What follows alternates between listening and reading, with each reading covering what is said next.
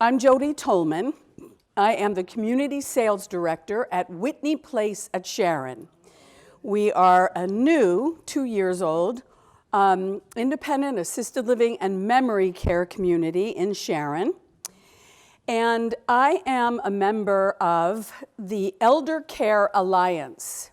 The Elder Care Alliance is a group within the Neponset River Regional Chamber of Commerce. The Elder Care Alliance has many members, and you have these handouts will tell you what organizations are part of the Alliance. I'm joined and I'll tell you a little bit more about the Alliance in a moment. I'm joined by Laurie Blake, who is Community Relations Liaison with Home Instead Home Care Agency, by Jim and Sandy Pellegrini, who are the owners of Right at Home Home Care Agency, Linda Fisher, who is an elder law attorney, and Cheryl Leary, who is the Director of Programming and Community Development, if I got that right, Planning and Community Development with HESCO. And Deb Fradkin is here. She is the Assistant Director here at the Walpole Council on Aging. We want to thank Deb for hosting us. We want to thank the Friends of the Walpole Council on Aging for sponsoring dinner this evening. And we want to thank the Elder Care Alliance, who produced the video series that you're about to see. The topic of this series is how to deal with some of the challenging milestones that occur as part of the aging process. The series was produced in 7 separate videos, each one a few minutes in length. Well, we're showing you all 7 videos in a row this evening, so it's about 45 minutes in length, because we want you to see each video, because each video deals with a different topic. The one thing that you will notice at the end of each video, our narrator takes you through a series of tips and sort of ideas about how to navigate this whole process of aging. And that portion of the video that you see at the end that she narrates repeats 7 times, because there was no way for us to edit that out. So you will see that repeated at the end of each video. So I just want you to be aware of that. So you can twiddle your thumbs, you can do all sorts of things in that moment when she is repeating herself. But we think that there's great content in this video series, and we're so happy to see such a great turnout this evening. And we hope that you find it informative. After the video series ends, my colleagues and I are here to answer questions. So if you have questions about home care, if you have questions about the law as it pertains to seniors and aging, if you have questions about senior living, that's what we're here for. We're here to answer questions that may pop up for you as you watch the video. So again, we thank you for coming, and I'll start it and we'll talk to you afterward.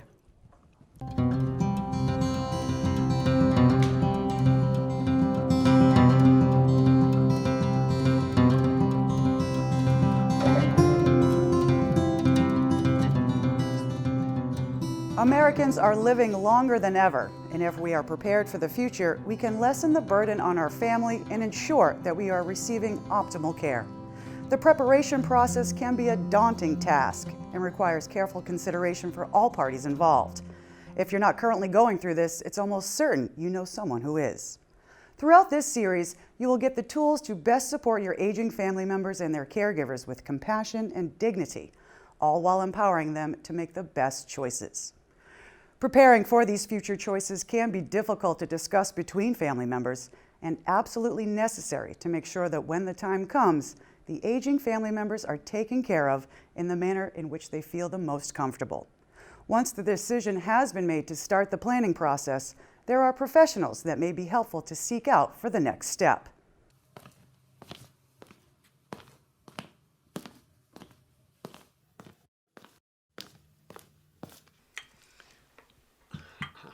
Susan, I'm so glad you came over tonight. I know how busy you are with the kids, but Daddy and I thought that it's time we had a conversation about our future. I'm so glad you're willing to have that conversation. I don't want to have to wonder what your healthcare preferences are during an emergency or if your finances are in order. I really appreciate you being so open. Dad, we have to have this conversation sooner or later. We don't want to wait until it's too late to make decisions. Fine. Okay, so Mom, I went on the Neponset Valley Chamber of Commerce website and I looked up agingwithdignity.org and honoringchoicesmass.com, and I put together a short list of questions to help us with the planning process. For example, if you both needed care, where would you want to get it? Would you want to stay here? Of course. This is our home. We're going to stay here until we can't do it anymore. Okay, Dad, but if that time comes when you can't take care of the house, where would you want to be? Would you want to live in town or closer to me? Oh, that would be wonderful living closer to you, Susan, whichever is easier. Who is your healthcare proxy? We never thought about that. Durable power of attorney? Living will? Any kind of document outlining your healthcare preferences? No, but that's why you're here, to help us. Why don't I go ahead and make an appointment with your lawyer, Brian, and we can make sure that we get some of those preferences on paper. What about your financial needs? I don't want to talk about finances. Okay, Dad, I understand, but we need to figure out if your records are in order and if they're accessible if I should need them. What if I talk to your CPA, Wes, and just make sure you have enough money put aside in case you ever do need services or care? Okay. All right, then I'll go ahead and make those appointments as soon as I can.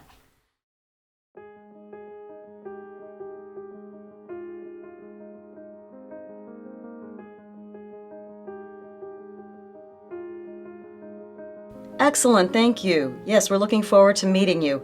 But just so you know, it may take a bit of finessing to get my dad on board. Being the caregiver may seem at times very stressful and isolating. Here are some tips to use in order to maintain a healthy frame of mind. When topics become uncomfortable to discuss, try to maintain respect. You will feel better about the conversation when you look back at it, knowing you remained calm and did not get defensive.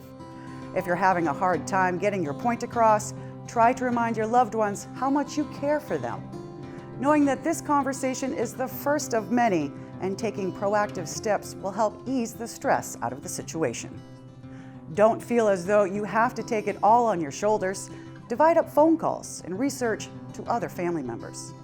And finally, try to find the humor in the situation. Laughter can boost your mood and help you push through any tough times. Families should connect with the Neponset Valley Chamber if they are looking for a specific professional.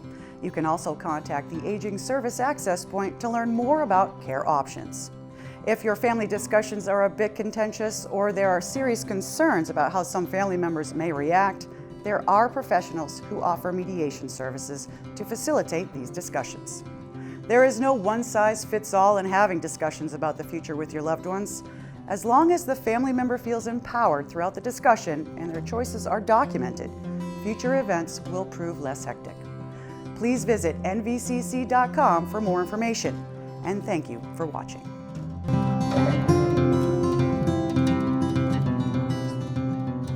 Americans are living longer than ever, and if we are prepared for the future, we can lessen the burden on our family and ensure that we are receiving optimal care. The preparation process can be a daunting task and requires careful consideration for all parties involved. If you're not currently going through this, it's almost certain you know someone who is. Throughout this series, you will get the tools to best support your aging family members and their caregivers with compassion and dignity, all while empowering them to make the best choices. Legal and financial considerations are the backbone to which every future decision is based upon. One of the most important things to remember is to have these discussions while the parent is deemed competent by the lawyer or financial advisor assisting you in this process. Have your family member meet with professionals early, gather the requested data, and file this information in a place that is easily accessible. Are you sure you want to speak with Brian and Wes right now? I've been perfectly capable of handling our money for the last 50 years. Now, Derek, it's okay. Nobody is trying to take your money. But Susan needs some guidance, and we're here to document our preferences.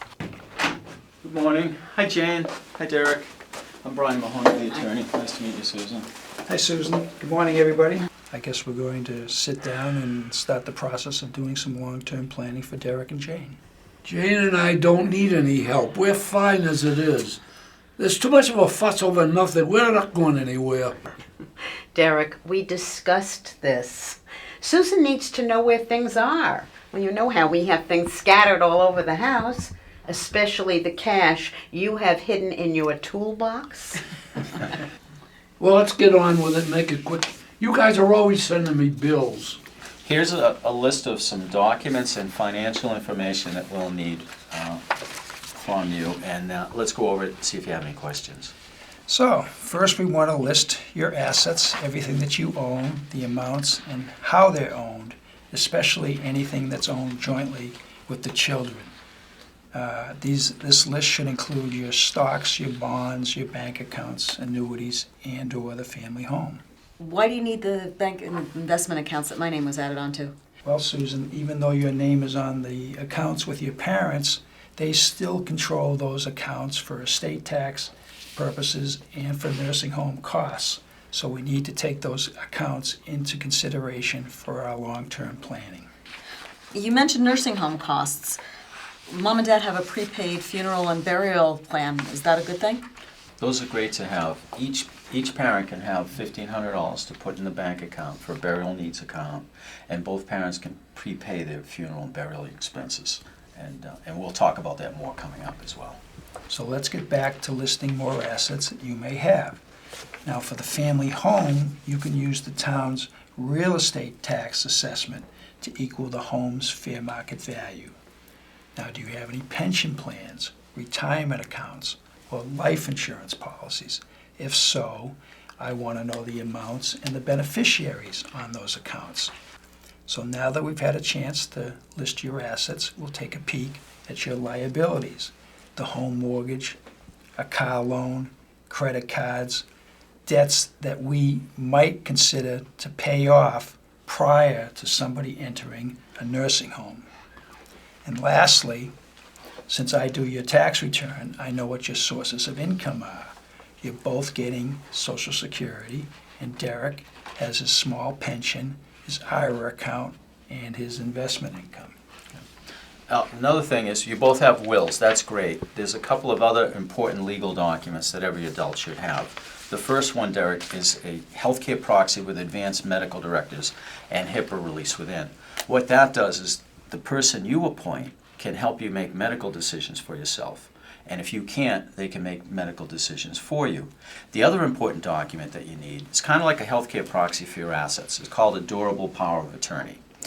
That person, your power of attorney, person you appoint, can help you with your assets and income. And then if you become unable due to disability, that person can then take over the assets and income and watch over it for you. Who would we pick to do all that? Well, Jane, you'd want to consider the child who's the most competent and responsible to represent you during life and at your death. Don't pick just the oldest child versus the youngest child, or the daughter versus the son. Pick the person that will represent your wishes first and foremost. Once you've made that decision, sit down with that choice, him or her, and discuss your thoughts for medical care, funeral arrangements, and other life-ending decisions. What if they procrastinate on filling out the documents and something happens to one of them? Well, it's really important to have the documents prepared and then signed while your parents are able. If something happened and you delayed in doing this and someone were to be disabled and unable to sign legal documents, then the family would probably have to go to probate court, which would waste a lot of money. A trust is an important document that you might want to consider. Now, the trust can be either revocable or irrevocable, depending upon the circumstances that you wish to accomplish, such as avoiding probate at death and/or protecting your house and your assets from nursing home costs. Once you decide upon a trust, you need to think about transferring your assets into the trust during your life, which is known as funding the trust. What do you mean by revocable or irrevocable? Revocable means you can change it. You and Jane can change the trust at any time. Irrevocable means that neither one of you or together, you can't change it by yourselves. Can't be changed. What's good about an irrevocable trust is that if you put an asset into it and it's in there for 5 years, then it's non-countable for Medicaid nursing home purposes. We're worried that we won't have enough money to pay for all the nursing home costs, and we were hoping to save our house for our kids. Well, Jane, if you and Derek are worried about protecting the home for the children and you expect that there may be a nursing home stay, the family needs to consider the state's financial aid requirements, which must be met before you can apply for benefits. Now, there are many common rules to this, but here's a few. The state has strict asset limitations which must be met in order to qualify for benefits, and an individual and a married couple cannot exceed. An individual can only have $2,000 of assets, and a married couple may be able to keep up to $123,600 of assets for the at-home spouse. If you have assets in excess of these amounts, they may have to be spent down on debts, living expenses, home repairs, medical care, even nursing home costs. I thought Mom and Dad could gift each of the children $15,000 a year. That isn't the case? Well, unfortunately, Susan, that's not the case. There's no gifting allowed within 5 years of applying for nursing home benefits. The home now will be considered an exempt asset from these spend-down rules. In most circumstances, the state may place a lien on the home and seek reimbursement for benefits that the state pays you, and then when you die, they may look to the house to have those benefits be reimbursed. Can one of us stay in our home if one of us has to go into a nursing home? Yes, absolutely. Well, what if something happens to Dad? Mom has no other income except for Social Security. How it works, Susan, is the money, the income, whether it be from Social Security, a pension, or an annuity for the disabled spouse, that typically goes to the nursing facility. However, the government allows a certain amount of income to the stay-at-home spouse, and if she didn't have enough income, some of the disabled spouse's income could go to her. We don't want to spend all of our money on a nursing home. Is there anything we can do? Now, as we've talked about, planning for a nursing home stay requires advanced thinking of more than 5 years before entering a nursing home and needing state benefits. The state will not allow you to gift everything away today and qualify for benefits tomorrow. Now, every applicant for state benefits may have to provide up to 5 years of monthly bank and investment account statements with their application. If there are any transfers or gifts to the children within this 5-year look-back period, it will be discovered and subject to a penalty potential calculation. Now remember, every application gets looked at by the state. My eyes are glazing over. Can we call it a day? Well, that sounds like maybe it's a good idea. When you all get a chance to sit down with the family and gather your data, Brian and I will start to work up a plan for you. Great. Thank you so much. Being the caregiver may seem at times very stressful and isolating. Here are some tips to use in order to maintain a healthy frame of mind. When topics become uncomfortable to discuss, try to maintain respect. You will feel better about the conversation when you look back at it, knowing you remained calm and did not get defensive. If you're having a hard time getting your point across, try to remind your loved ones how much you care for them. Know that this conversation is one of many, and taking proactive steps will help to ease the stress of difficult situations. Try divvying up some of the workload. Let organized people handle gathering paperwork while more technology-savvy people look up information and tips online. Play to each other's strengths. Make sure that you take time for yourself and de-stress. You should turn to friends or other family members to talk about what's going on and have a shoulder to lean on if things start to feel overwhelming. Take pride in the wins whenever they come. Every victory is a chance for celebration and helps lift spirits. And finally, try to find humor in the situation. Laughter can boost your mood and help you push through any tough time. Thinking about the future and the decisions that might have to be made is no easy task. However, having the assistance of a lawyer and a financial advisor can alleviate additional stress, knowing that there is a plan in place and documents to support it. We hope this was helpful in providing some guidance into the legal and financial issues when facing the prospect of long-term care for an elderly family member. Visit the NVCC website to find a list of service providers. Thank you for watching.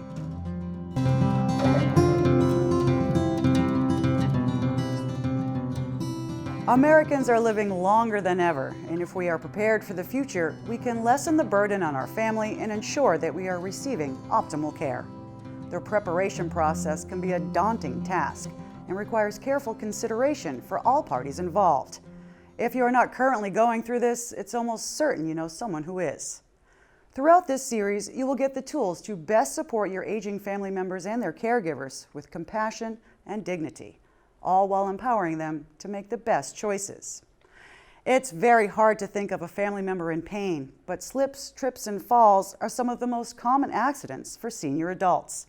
Whether you are in your home or out and about, the experience will be traumatic. In this segment, we will discuss the important decisions that you will be faced with and how to better prepare for when the time comes.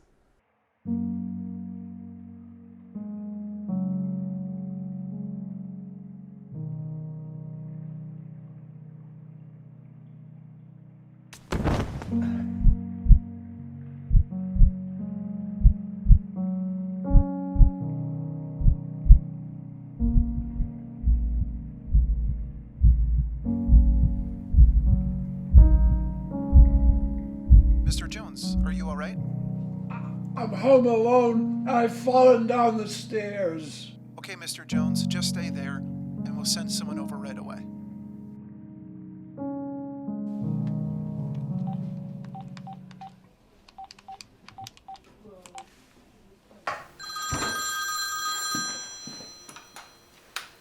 Hi, this is Susan. Hi Susan, this is Ashley. I'm the case manager here at the hospital taking care of your father. I'm sorry it has taken me a while to get back to you. I just wanted to make sure that I was prepared to answer all of your questions. Oh, yes, thank you, Ashley. I appreciate that. I've been really concerned about my dad. Do you know how he's been progressing since the surgery? He says he's doing fine, but a hip fracture is nothing to take lightly. Yes, he seems to be making progress. His pain is being managed, and he's met with physical therapy once and will meet with occupational therapy later on today. I still need to talk with his doctor, but with a hip fracture, you're usually referred to a skilled nursing facility. Do you know which one your family has agreed upon? Actually, yes. It was suggested that we look at facilities during the planning process. So if there's a bed available, Dad would like to go to the Main Street facility. Do you have any idea how long he'll still be in the hospital? Let's see. He was admitted on Monday, so another 3 days. I read something online about the observation status and how that works with an insurance company. Can you clarify that for me? Yes, your father is in an inpatient bed and will be here for a total of 4 days, so insurance will cover the stay at the skilled nursing facility. Could you and Mrs. Jones come in to see me tomorrow so that we can make sure that we have all the answers to your questions? Absolutely. Thank you so much.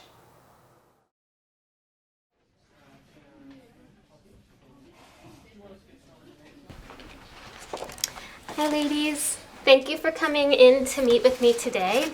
I'm happy to report that Mr. Jones is progressing nicely, and the doctor has ordered the stay at the skilled nursing facility, and there is an opening at the Main Street facility, so it's really good that you both did your homework early. So that's really good. As he continues to progress, the case manager there will give you some more information about what to expect when he returns home.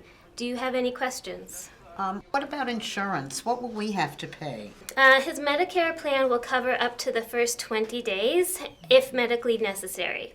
If the doctor at the Main Street facility suggests that he stay longer, then Medicare will cover a portion of the stay and your co-payments will be covered by his Blue Cross plan.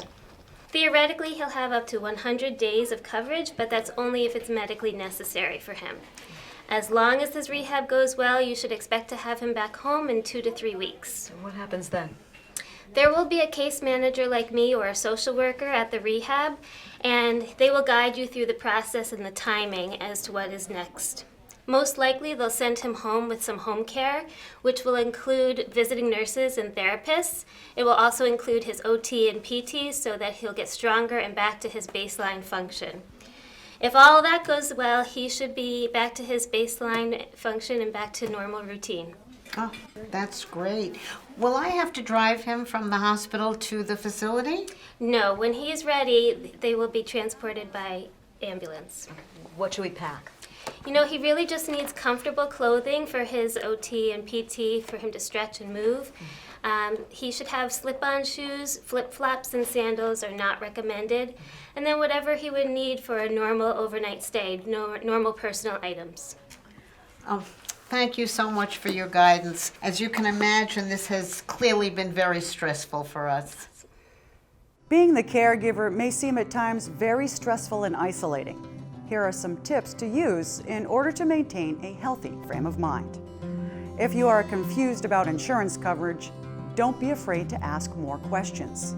You'll feel more comfortable being in the know. When discussing continuing care with your family and they seem frustrated, try to remind your loved ones how much you care for them. Taking steps ahead of time will help to ease the stress of the situation. Try divvying up some of the workload. Let other family members run errands, make calls, or attend appointments. Don't forget to take time for yourself and do the things you love to do on your own. Take pride in the wins whenever they come. Every victory is a chance for celebration and helps lift spirits. And finally, try to find the humor in the situation. Laughter can boost your mood and help you push through any tough time. Medicare coverage is based on the number of overnights of acute hospitalization per benefit period. By contacting SHINE, Serving Health Information Needs of Elders, you can be provided assistance to understand your benefits in the hospital and in short-term rehab. They can be accessed by calling 1-800-AGE-INFO. Further information can also be found by visiting the Mass Health and Hospital Association's website located at patientcarelink.org. The mass.gov website provides nursing home survey performance tools. If you are not able to make in-person visits, this is a great tool to utilize. Visit the NVCC website to find a list of service providers. Thank you for watching.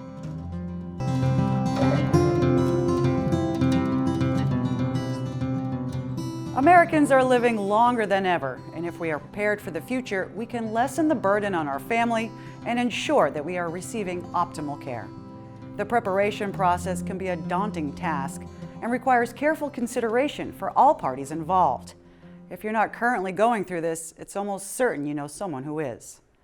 Throughout this series, you will get the tools to best support your aging family members and their caregivers with compassion and dignity, all while empowering them to make the best choices. You've endured the traumatic experience of a loved one injuring themselves. They have made it through their hospital stay and are hopefully getting stronger at a rehab facility. Now it's time to think about your loved one returning home and preparations that can be made to ensure they are safe and feel cared for.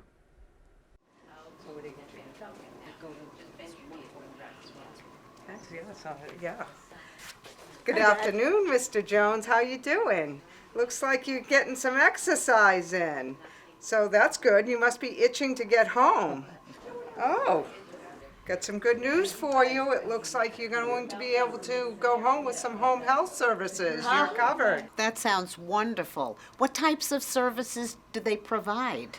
They'll provide anything from meal preparation to bathing, showering, med management, all kinds of things. I'll get you in touch with them. You're also going to have a physical therapist that will come 2 or 3 times a week and a nurse that will be there once or twice a week. I can't wait to get back into my own bed. Oh, speaking of that, do you live in a ranch or do you have an upstairs? Stairs? Why is that relevant? Yes, Mr. Jones, you will not be able to walk up and down the stairs for a while. So you're going to want to put your bed maybe in the living room. Also, you want to get a toilet adapter for the toilet seat. You're going to want to have a shower chair in the shower, and maybe a grab bar in the bathroom to help pull yourself up. That's not going to be covered by insurance. You're also going to want to have a wheelchair and or a walker so that when no one's home, you can move around the house easily, because we don't want you to re-injure yourself. Good point. Dad, I'll make sure to look into all that equipment for you. So you're going to want to contact the insurance company, find out what's covered, and then we'll get together and have a family meeting. Great. Thank you so much.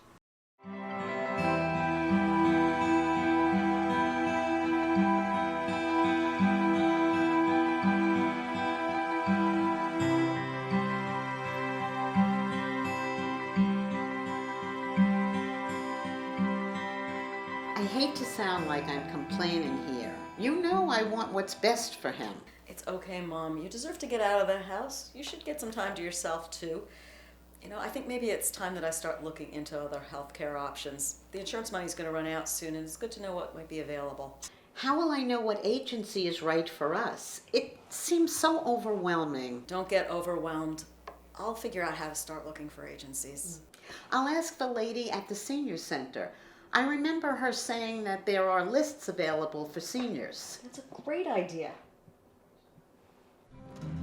Being the caregiver may seem at times very stressful and isolating. Here are some tips to use in order to maintain a healthy frame of mind. If you are confused about insurance coverage, don't be afraid to ask more questions. You'll feel more comfortable being in the know. When discussing continuing care with your family and they seem frustrated, try to remind your loved ones how much you care for them. Try divvying up some of the workload. Let other family members run errands, make calls, or attend appointments. Don't forget to take time for yourself and do the things you love to do on your own. Support groups can be a great resource for caregivers. Don't be afraid to turn to others that are in your situation, as they can boost morale and empathize. And finally, try to find humor in the situation. Laughter can boost your mood and help you push through any tough times. Always make sure to speak with a few different agencies before making a decision. Ask if they are bonded, insured, and licensed. Ask if they perform background checks on their employees and if they drug test. What type of training and education do they require from the employees? Get a list of what they will and will not do in order to determine if they are the right fit. Ask how the agency supervises their caregivers and what type of quality control they conduct.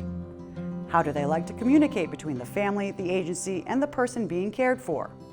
Find out what the costs are or if they work with insurance. You may be pleasantly surprised to find that some of the cost is covered. The more questions you ask prior to employing a caregiver, the better the experience will be for all who are affected. Check out the NVCC website for agencies listed under our membership. Another great resource is 1-800-AGE-INFO. The best type of referral is word of mouth. The Council on Aging is a great place to meet other seniors who have used these services. Thank you for watching.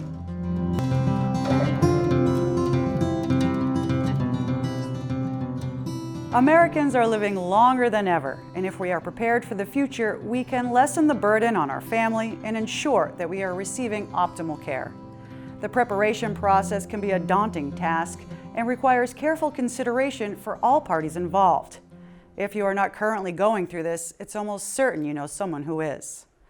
Throughout this series, you will get the tools to best support your aging family members and their caregivers with compassion and dignity, all while empowering them to make the best choices. Moving your loved one from the house they've lived in for years to an assisted living community can be filled with joy and excitement to start a new chapter in a place where they can worry less about maintaining a house and do more living. It can also be a time of stress and worry for the entire family. This segment will show you the different ways to make the act of moving a positive experience.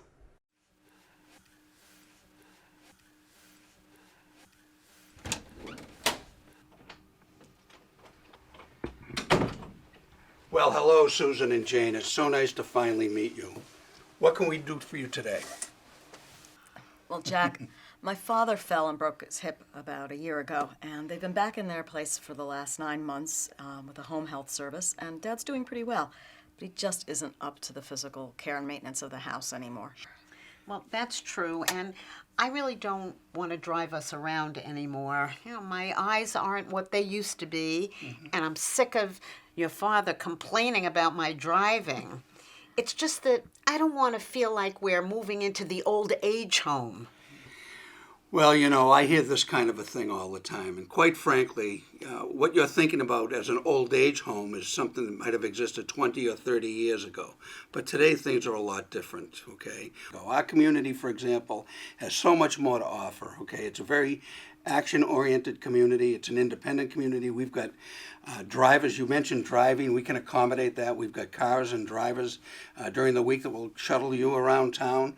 We've got walking trails. People have pets. We've got a number of people that have dogs and cats and so forth. And we've got raised gardens. We've got a wonderful auditorium. We have chorus groups. We have lecturers come in from outside. We've got professional athletes that come in and speak.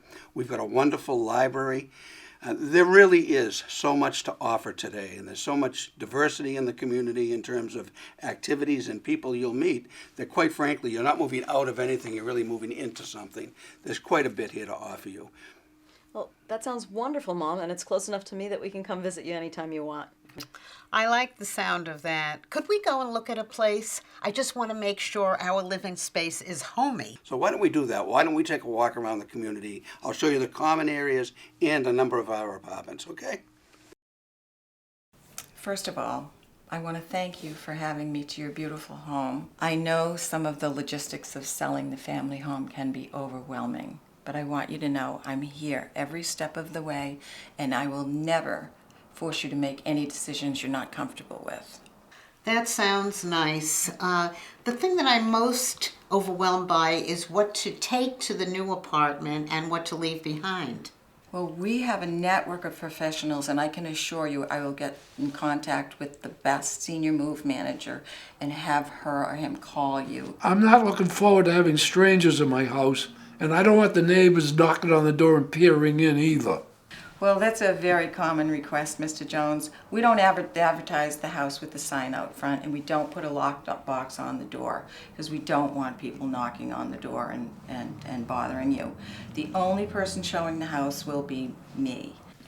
Well, obviously we want to sell it for top dollar. Mom and Dad are going to need that money for the new apartment. But what if there are changes or renovations that need to be made? Well, we have a network that includes elder law attorneys, senior move managers, contractors, health, home care assistants. You name it, we have a nice working relationship with them, and it's really a team approach. This has been here longer than you, Susan. Why would I just throw it out? It's priceless. We're not going to throw it out. We're donating it. Okay, if it means that much to you, I'll take it home and put it on my coffee table, and then I'll throw it away. Oh, fine, you are the boss. Hi, ladies. How's everything going over here? Can I help you decide what box to put this in, Jane? Sure. Okay. And what about that cup and saucer? Is that something you think you want to take with you? Being the caregiver may seem at times very stressful and isolating. Here are some tips to use in order to maintain a healthy frame of mind. When topics become uncomfortable to discuss, try to maintain respect. You will feel better about the conversation when you look back at it, knowing you remained calm and did not get defensive. If you're having a hard time getting your point across, try to remind your loved ones how much you care for them. Try divvying up some of the workload. Let organized people handle gathering paperwork, while more technology-savvy people look up information and tips online. Play to each other's strengths. Make sure that you take time for yourself and breathe. Tell friends or other family members what's going on and have a shoulder to lean on if things start to feel overwhelming. Take pride in the wins whenever they come. Every victory is a chance for celebration and helps lift spirits. Be sensitive to your parent or spouse's dilemma. Allow them the chance to breathe and make mistakes, especially when topics like depression, anxiety, or confusion come into play. Remember, not every person is in touch with their emotions. And finally, try to find the humor in the situation. Laughter can boost your mood and help you push through the tough times. Once your family has found the right care facility that they feel meets their needs and makes them feel comfortable, utilize the expertise of their staff to guide you on contacting a senior real estate specialist or senior move manager. When interviewing these companies, ask for their experience, credentials, and fees. Carefully review contracts and beware of limitations and care plans. Ask for references and find a team that works exclusively with the senior population. It really does make a difference. Trying to make the transition alone can sometimes cause more strain on a family than necessary. For more information, please go to the NVCC website and search through our members. Thank you for watching.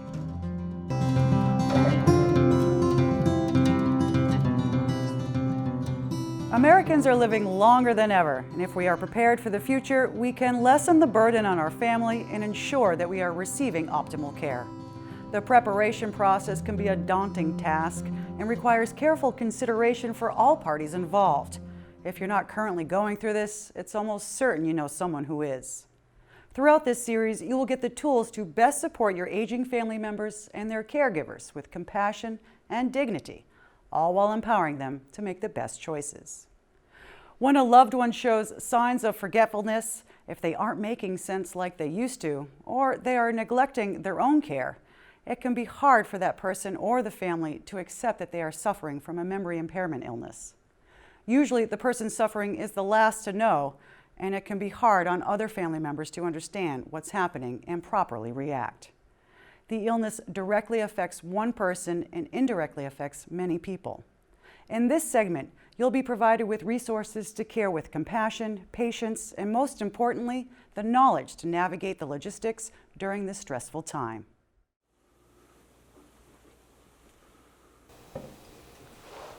You know, Susan, I hate to talk about your mother like this, but lately she's been doing some really crazy things. Like what? It's not funny.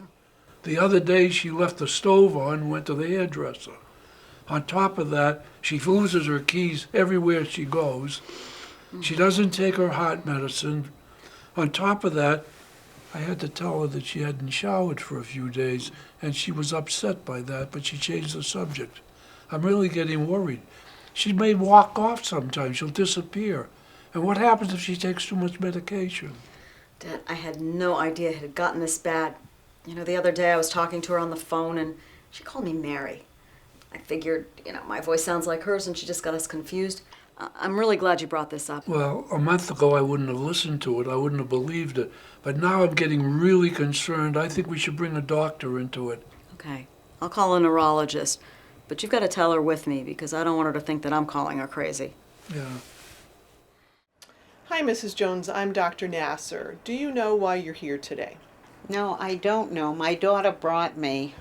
Yeah, so I'm what's called a neuropsychologist, and I believe that you've seen some of my colleagues in neurology and had some other tests done. Today, I'm going to give you some paper and pencil type tests that look at your memory, your attention, your concentration. It will feel a little bit like school, okay? You were always a good student. Why don't we get started? First, I'm going to say some numbers, and I want you to say them back to me. Being the caregiver may seem at times very stressful and isolating. Here are some tips to use in order to maintain a healthy frame of mind. If you're having a hard time getting your point across, try to remind your loved ones how much you care for them. Be sensitive to your parent or spouse's dilemma. Allow them the chance to breathe and make mistakes, especially when topics like depression, anxiety, or confusion come into play. Remember that not every person is in touch with their emotions. Take pride in the wins whenever they come. Every victory is a chance for celebration and helps lift spirits. Learn what you can do about illnesses and problems so that you can deal with them as best you can. Find new ways to communicate with your partner. Don't just correct them. Live in the moment and remember that your loved one was once able to communicate with you. There may come a point where family members might not be recognized. Try appealing to your elders' emotional memory or use music or foods that they have a connection with to help them remember emotions. Go through old pictures, help loved ones label old pictures with the names to reminisce. And finally, try to find the humor in the situation. Laughter can boost your mood and help you push through any tough times. Once you've accepted that memory impairment may actually be an issue, address it with compassion. After being diagnosed, other family members should explore different care options available to them, including home care and community care. Ask questions about the level of care a service will provide. Will activities of daily living be addressed? Is care time measured or charged by the minute, hour, or unlimited? What are the limitations of a service or community? What are the emergency procedures of a service or location? What options will provide your loved one with the best quality of life for the longest amount of time? Many memory-impaired people cannot express what their needs or wishes are anymore, so it's always good to plan ahead and have these things documented to eliminate miscommunication and ensure the loved one is still heard. Don't forget that your loved one is still a person, even if they are not acting as they once were. They can still interact with the world and the people around them, just in a different way. Treat your loved one with dignity, respect, and a thoughtful approach, and more often than not, you will have successful interactions. Please visit the NVCC website to find members who specialize in these services. Thank you for watching.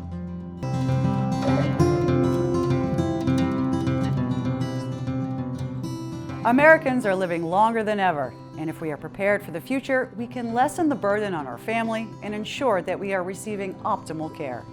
The preparation process can be a daunting task and requires careful consideration for all parties involved. If you are not currently going through this, it's almost certain you know someone who is. Throughout this series, you will get the tools to best support your aging family members and their caregivers with compassion and dignity, all while empowering them to make the best choices. When given a diagnosis that is life-limiting, whether it is 2 years or 2 months, the news can be overwhelming for the entire family. Luckily, there are many ways to help make the entire family feel comfortable and supported through this difficult time.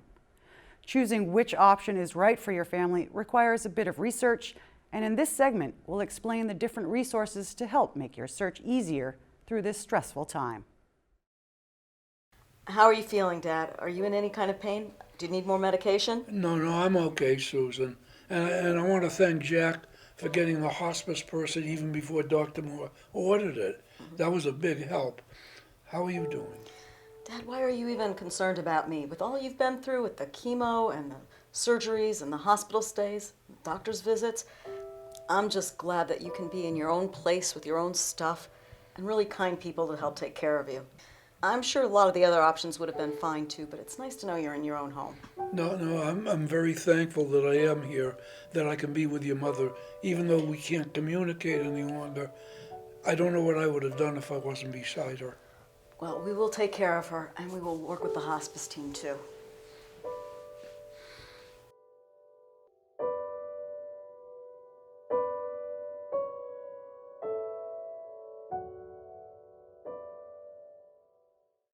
Being the caregiver may seem at times very stressful and isolating.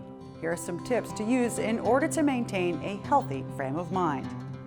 When topics become uncomfortable to discuss, try to maintain respect. You will feel better about the conversation when you look back at it, knowing you remained calm and did not get defensive. If you're having a hard time getting your point across, try to remind your loved ones how much you care for them. Be sensitive to your parent or spouse's dilemma. Allow them the chance to breathe and make mistakes, especially when topics like depression, anxiety, or confusion come into play. Remember that not every person is in touch with their emotions. Make sure that you take time for yourself and breathe. You should turn to friends or other family members to talk about what's going on and have a shoulder to lean on if things start to feel overwhelming. Live in the moment and embrace life for how it is. Some things are just out of our control, so accepting that can help make sense of the unknown. Accept the help that hospice can provide. It allows caregivers to become family members once again and allows for a better connection between themselves and their elderly family member. Don't let your biggest regret be that you didn't have hospice services sooner. Hospice care is delivered by an integrated care team of specially trained physicians, nurses, certified nursing assistants, social workers, chaplains, and volunteers who all work together to meet the individual needs of each patient and family. Hospice also includes grief support by trained licensed social workers. The best place to start is both the National Hospice and Palliative Care Organization and the American Hospice Foundation. You'll find suggested questions to evaluate quality of care and help you make an informed assessment when choosing a hospice. Costs for all patient care, supplies, and medications related to the life-limiting hospice diagnosis are covered by hospice. There is generally no cost to the patient. This coverage includes some medications and medical equipment like wheelchairs, hospital beds, and walkers. If you are over 65, your hospice services are paid in full 100% by Medicare, the federal insurance program. Other insurance programs also have hospice benefits that mirror the Medicare benefit. Most patients will not be turned away due to the lack of insurance or inability to pay. Check out the NVCC website to see our members who provide these services. That's it. Yeah. So our panel will come up to the front. And as I said, we will be very happy to answer any questions that you have. And if you have questions that are not necessarily related to the particular topics, but about something else, please don't hesitate. We'll be happy to take a stab at answering your question. So again, we have Cheryl Leary from HESCO. We have Sandy and Jim Pellegrini from Right at Home. We have Laurie Blake from Home Instead, and we have Linda Fisher, an elder law attorney. And again, I'm Jody, and I'm with Whitney Place Senior Living Community. So are there any questions at all? Yes? I'd just like to know, like, when you have a couple that's, a husband and wife, is it usually the man before the woman that is, regretting they don't want to leave their home? And I'm only speaking from experience because my father, he was most reluctant. I mean, this was years ago, but I was just telling my friend Sally, I said, when we got him and my mother into a facility, he was meeting everyone and everything, and he said, oh, my kids put me in here, I'm incarcerated. Did was everyone able to hear the question? So I'll take a stab at that. The answer is yes. It is most often gentlemen who are more reluctant and resistant to change, really, of any kind. It might be resistant to having someone come into the home to help. It may be resistance to moving into a community. Change is very difficult for everyone, but most particularly, I think, for some reason, for men. This is not to say that there aren't plenty of women out there who will dig their heels in and can be very stubborn even. And a lot of what Jen, the narrator, talked about is really helpful. You want to be as understanding as you can. You want to bring in experts, because often a subject matter expert speaking to anyone who's resistant can be more easily heard than a family member, than a spouse, than a child. So that's what the experts are there for, and that can make a huge difference. Yes, sir. If you have a irrevocable trust, okay, and you're not sure if that's what you really need versus a revocable one, what steps would be necessary to find out? Linda. Were you all able to hear the question? The question is, I'm going to paraphrase your question, so please tell me if I have it wrong. What's the difference between a revocable trust and an irrevocable trust? How do you know which one is right for you? If you already have a type of trust in place, how do you know that that's the best one, and so forth? Yes, was that Linda? Okay, so let me just tell you the difference between a revocable trust and an irrevocable trust. I'm visual, so I always, explain it to my clients that a revocable trust is an open-top box. What goes into the box can come out. Or put another way, if you place something into a revocable trust and you have buyer's remorse, you can take it out. And sometimes with regard to placing a house into a trust, the only cost for taking it out of the revocable trust is maybe registry and recording fees. An irrevocable trust is depicted as a closed box. And that means what goes into the box stays in the box. But even though that sounds limiting, there are certain more flexible attributes to it. Say that if you place your home into an irrevocable trust, and let's just say it's the home that you raised your children, it has 5 bedrooms, it's worth $600,000, and your children are all grown and you have grandchildren, that doesn't mean you can't go and downsize. So you can sell that home and purchase another home. Let's just say you buy a condo for $400,000. So your new condo is still inside the irrevocable trust, and the money, the $200,000 that you walked away with from the closing table it has to stay in the box as well, but it would go into, say, like a brokerage account, and you could basically, depending upon the type of irrevocable trust, take the income that's earned off of those investments. So it's really open box, closed box. She just had another question too. Can they be changed? Typically, no. The answer is no. But in irrevocable trusts, you might have an agent, a person named in the document called a trust protector. And that trust protector is the individual that's not related to the family. They can go in and change certain portions of the trust, but they have a very limited role, meaning they can correct the spelling of somebody's name. If there have been changes in Medicaid, because you create this box and you wait, as the tape had said, that you wait 5 years, there may be changes in the Medicaid rules. And so you want somebody to go in and tweak that irrevocable trust to stay in compliance with the Medicaid rules, and that's the job of the trust protector. Anyone else? Yes. I have a question. Yeah. I went all through that with my husband, who was passed away, but now I'm it. And how do I start to prepare for this for myself? Great question. Did you hear the question? What is your name? Dorothy. So Dorothy is a widow, and she's alone and wondering, how does she, as a single person, begin the process of learning all about options and all of the things that she needs to know?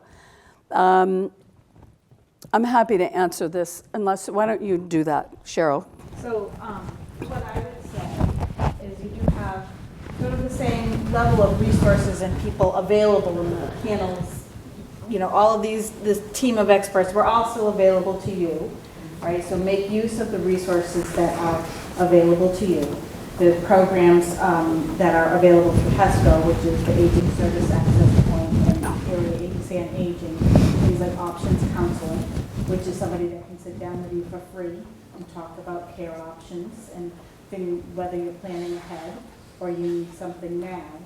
I think one of the biggest things that you really probably need to do is have some discussions and thoughts with people who are close to you in your inner circle, and really kind of decide about some of those healthcare decisions and make sure that you're bringing someone into your circle that is going to be able to make those healthcare decisions for you on your behalf if you're unable to. And then you take that person with you to the lawyer. And that becomes, You know, so it is sometimes a process of bringing someone else into your inner circle now. And sometimes that's different, and it's a change when you've lost someone that may have been that person for you. So it is an adjustment to make, and it is something that you have people here and experts here who could all help you with that and help you walk through that process. Does anyone else on the panel have anything else to add to that? I think I would just add, a lot of times when we meet with new clients, they think that the attorney is, you know, sort of like the one-stop shop, that they're going to take care of, you know, the healthcare proxy and the durable power of attorney and the wills and the trust, which is true. But the attorney is not just the only individual that you should basically rely on. There are other services such as like home health care. There may be financial people like your CPA or your financial advisor. So I just want you to know it's not just the attorney. There are other professionals that are involved and should be involved in your planning process. And I would add, with respect to senior living, if you're going to look into senior living communities, you want to start early. You don't want to wait for a crisis. You want to be proactive. And you want to do your homework. So your homework consists of determining the 2 or 3 communities in the area that you want to be in, what those are, where they are, and you want to go visit them. You want to have lunch, you want to join them for an activity, you want to meet some of the residents, you want to get the best sense of each community that you can to determine what's the best fit for you. Where will you feel most comfortable? Where will you be the most active and engaged? And so forth. So that's the best process for really educating yourself about senior living and being able to determine which community you want to go to when the time is right. And I think that's a super answer. And so many times people come to us and it's a crisis. Exactly. You know, they have no idea what they want, how everything's up in the air. So just having an idea ahead of time,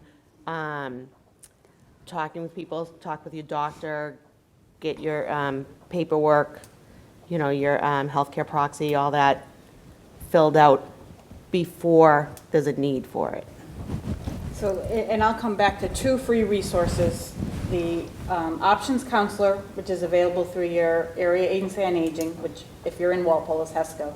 But also I'd like to point out here at the Senior Center, you would have an outreach worker who, and I believe here is Laurel, right? Laurel St. Pierre. So again, 2 people that you can just sit down and kind of get this conversation started, who would then be able to connect you across what direction you need to go into.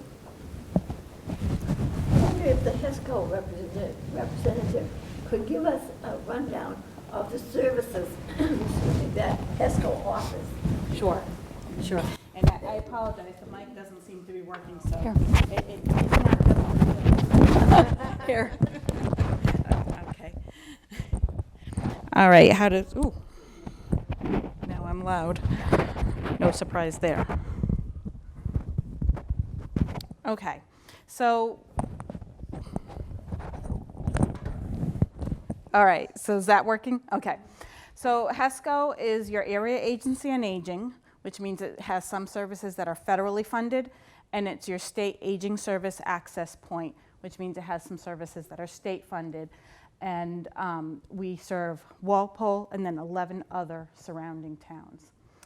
And there is an aging service access point in Area Agency on Aging for all of the cities and towns in the state of Massachusetts, as well as there's an Area Agency on Aging for every city and town in the United States. So just in case you have people who live elsewhere. So under the state services, the majority of what we provide would be in-home care and support that is designed to keep somebody at home for as long as it's safe to do so, if that is their choice. So we work with a whole network of different vendors who can provide services such as homemakers, home health aides, to help with things like personal care, bathing, dressing, cleaning the house, meal preparation, going grocery shopping, laundry, all of those necessary tasks so that somebody can stay in their home. There are eligibility guidelines, so it's not just a service that's available to anyone and everyone over age 60. It is available to people, though, who meet certain level of impairment. It's not based on the type of illness they have. It's not based on, it's really based on what they can and cannot do. And the state allows us to come in and provide those services if somebody meets a certain level of impairment. The other types of services that we offer home-delivered meals, so Meals on Wheels. That's one of our federal programs. We have access to programs like adult day health programs, day centers that people can go to. We'll offer some transportation services. We offer a nursing home ombudsman services. You also might have heard SHINE mentioned in the video, the Serving Health Insurance Needs of Everyone program, where you can get free health insurance counseling. That's provided through HESCO. We offer legal services for somebody who may require legal representation but cannot afford it. Trying to think of the, go ahead. Go ahead. Oh, information referral, thank you, Debbie. Debbie used to work for HESCO, and this would normally have been what she would be doing, is explaining all of the services. Information and referral is actually just a basic ability. There is somebody there 9 to 5, Monday through Friday, who can answer your questions. So it's a free service, accessible to anyone. You can just call us, and there's somebody who can help direct you and give you information, not only about whether or not HESCO can provide you with services, but also whether or not there's other services or supports out there that you might be able to access. Our services, some of our in-home services do come with a co-payment for services, and it's dependent on your income.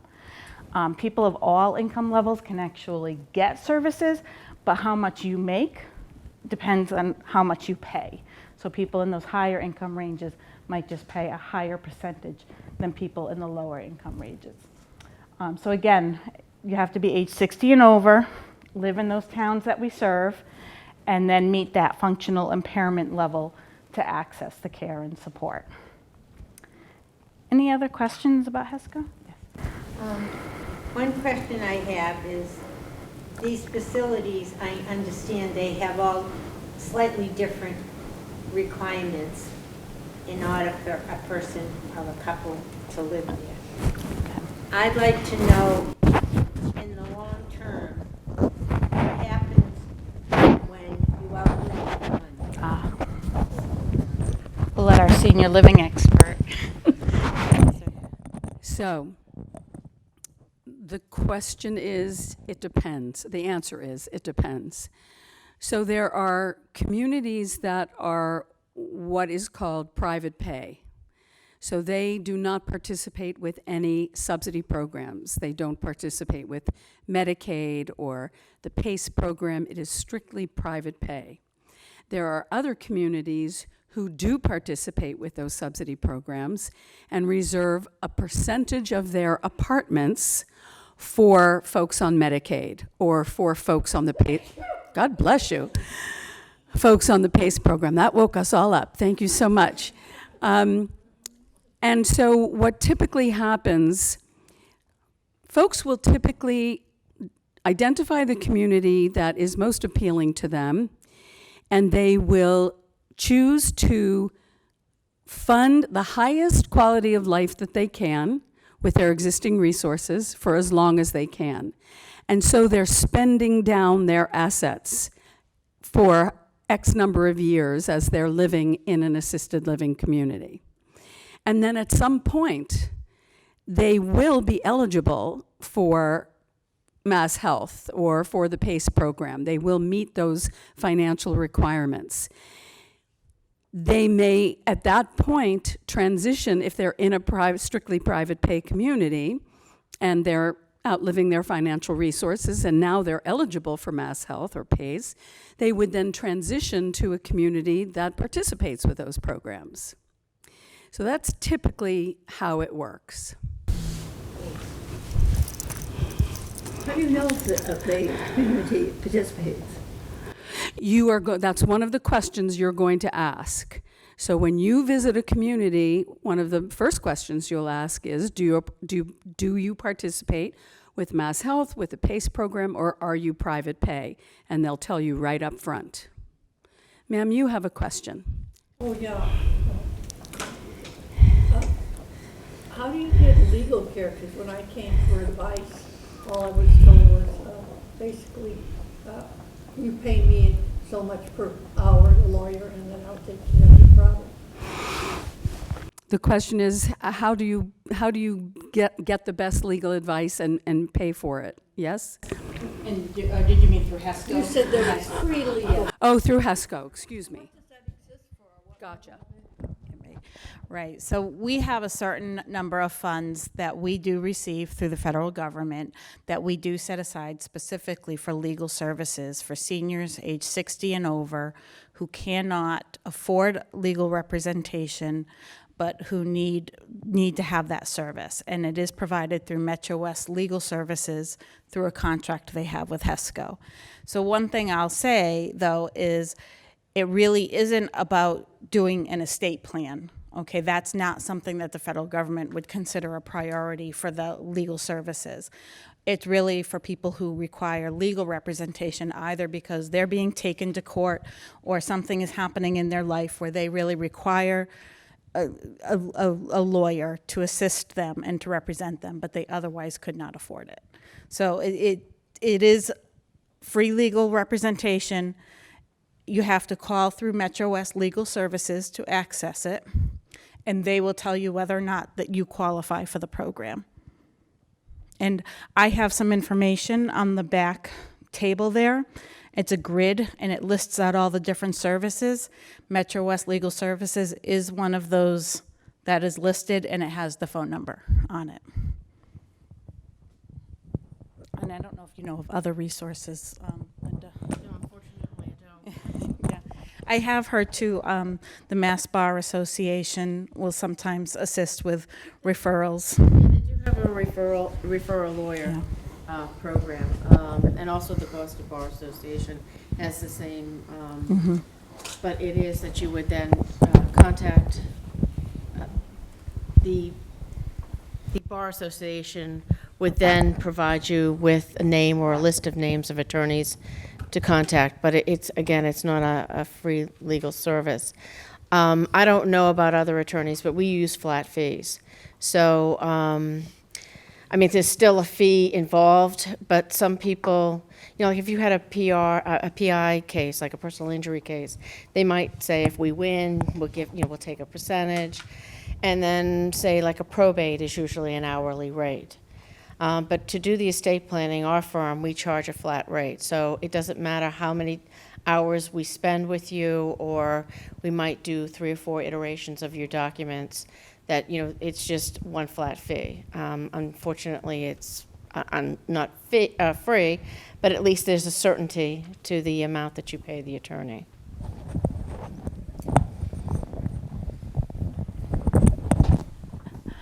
Other questions?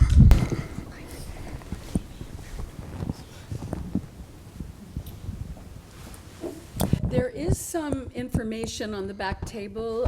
Cheryl mentioned it. There's information from Home Instead. There's some information from Whitney Place, HESCO. So help yourself if you would like to partake of any of those materials. You have another question? Yeah, I'm sorry. Oh, Not sure. at all.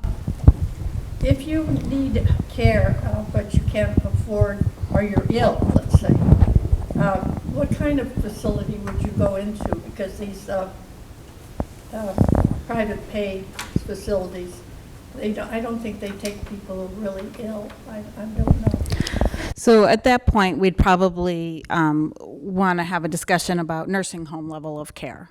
Okay, and we don't have anyone on the panel here representing a nursing home, but for somebody who really has significant health impairments, that is typically what will happen, is that they will go to a nursing home. And especially if their care just can't be accommodated in a senior living community, really due to because they have the need for a skilled nurse to be involved in their care. So the nursing homes, you know, we have in the HESCO area, I think we have 16 nursing homes, and they get visited every week, actually, by our nursing home ombudsman, at least twice a month, but most of them get visited every week by our nursing home ombudsman. That HESCO operates that program to go in and make sure that resident rights are protected, and that people are receiving the care that they need to receive. But there's, on that segment of the video where it does talk about senior living, it does mention that the state goes in and does inspections, and those that information is available on the mass.gov website, so you can find out about them. Did you want to? I wanted to make 2 clarifications. Yeah. What is the average cost, say, monthly for nursing? Oh, I'll answer that question directly. So generally speaking, the average cost of a nursing home bed in this area is about $15,000 a month. And that is why you do the pre-planning. So if you do the pre-planning, create your trusts, and you fund your trusts, at the time that you do need skilled care, the assets inside the trust are protected and they're not used to pay for that care. You are then, quote unquote, otherwise eligible for Mass Health. You will contribute most of your monthly income in Social Security. You get to deduct out Medicare Part B, your Medigap insurance, and you get to keep a whopping $72.80 a month to go to the hairdresser or, you know, replace socks or something. And the majority of your income goes to pay for your nursing home bed. But the rest is then paid for by Mass Health. Now, it's the same bed that you would pay privately at $15,000, maybe $17,000, and I've heard of $19,000 a month. But the state pays at a lower rate. It's probably around this year just a little over $11,000. And if you have about $2,000 in income, the state's going to then pay at a rate of like $9,000. Same bed, same care. It's not like you're going to a state nursing home. You can go to Charwell, you can go to Newbridge on the Charles, you can go to Maples and Rentham. Again, it's the same bed, same care. It's just who's paying for it. But I wanted to talk about, I know you had asked questions about not private pay. And if you do have some resources and you go to a senior living community, such as the Whitney Place, or even if you stay at home, depending upon your income, now for Mass Health, you look at your assets. You start your testing and eligibility looking at assets. But if you're in assisted living facility, there is a little known benefit called the VA aid and attendance. So if you were a veteran and you served during a time of war, one day, but you were at an active service for 90 days, and the program has certain time frames for World War II, the Korean War, Vietnam War, and if you've served during that time, if you've been discharged other than dishonorably, and you meet all these criteria, oh, thank you, you can be eligible to receive tax-free money every month. And I think this year, if you are a veteran, it's about $2,200, and it's about $1,200 if you are the surviving spouse of a veteran. So it doesn't pay like Mass Health the entire bill or the majority of your bill. But if you are an assisted living facility and you meet all the income and then you look at the asset tests, you get tax-free money, and it is a subsidy. It's an asset preservation strategy. It's not great, but it helps.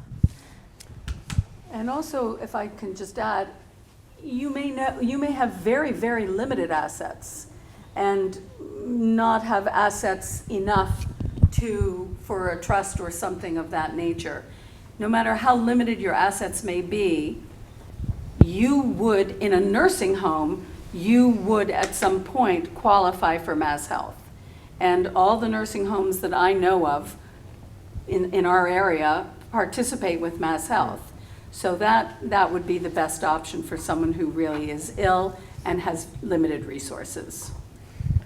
And this aid and attendance program that she's talking about can also be used for home care. Yes, so it if is. you choose to stay at home, whether home is where you raise your family or in an assisted living, you can use aid and attendance if you're a veteran or a spouse of a veteran. One more quick question. So what's the level of assets that you can't or can get this sort of service? For aid and attendance? I mean, for like if you're a veteran spouse, you know, how much money? The regulations changed last year, and I believe this year it's about 127,000 in countable assets. 123. No, this year it's 127. That was last year. So what they did is they started with the community resource spousal allowance of last year at 123.6, and what they did is I believe they used a Social Security cost of living increase, and I think it's about 127.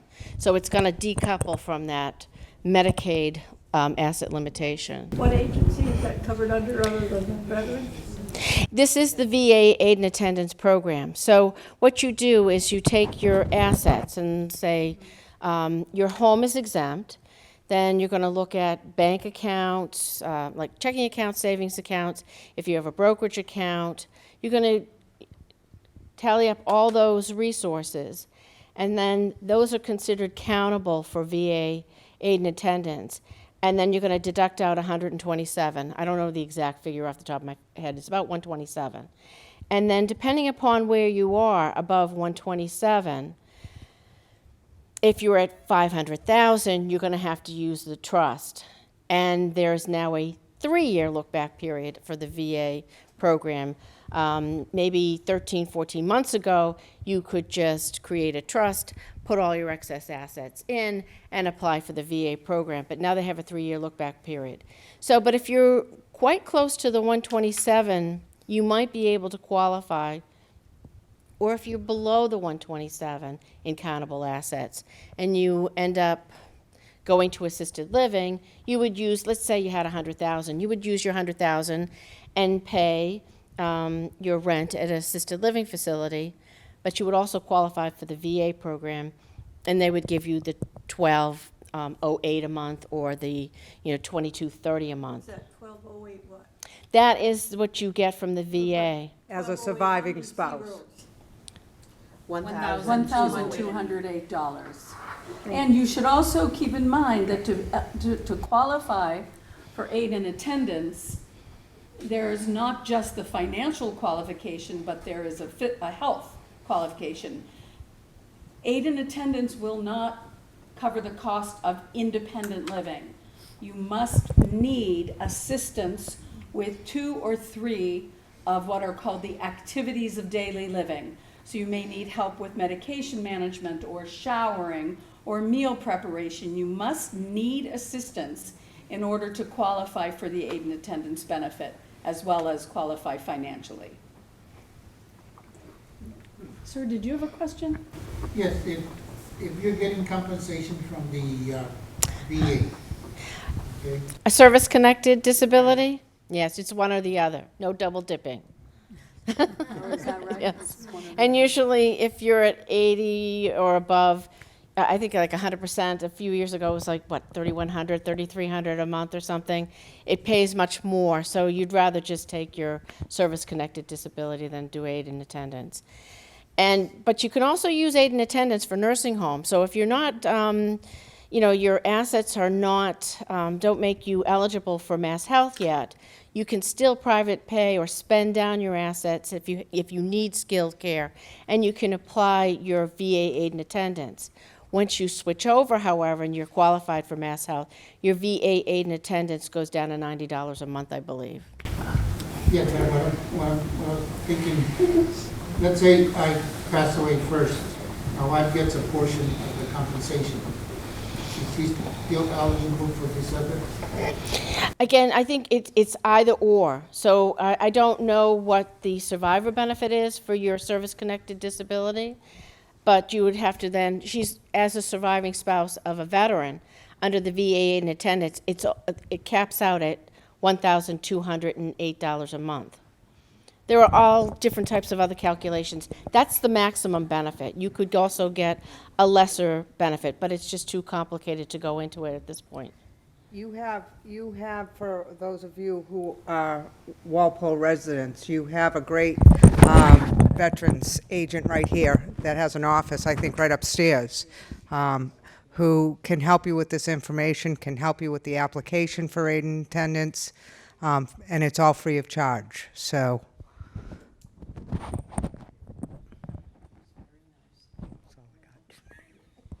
Are there any more questions from anyone? Thank you so much. Thank you for coming. Thank you. Thank you. Thank you for the cheat sheet. Yeah.